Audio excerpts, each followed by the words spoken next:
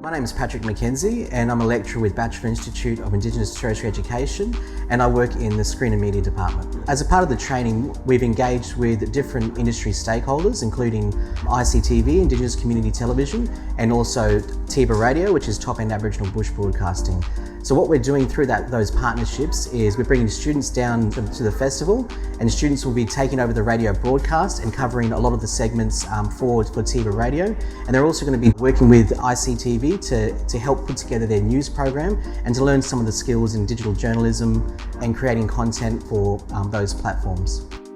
I'm Damien Williams. I'm a journalist at ICTV, do a bit of translational work as well. Here at Barunga, we've had, been working with some of the Batchelor students, and a lot of the students are very enthusiastic and willing to learn as well. So it's really easy when people are wanting to learn and listening and taking on the advice, that we give them.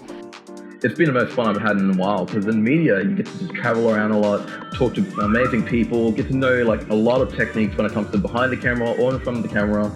And I just think it's a thing that you have to get a grasp on. No matter what chance there is, if there's a chance where you can learn something and you can just encourage someone else to just do the same thing that you did, I say take that chance.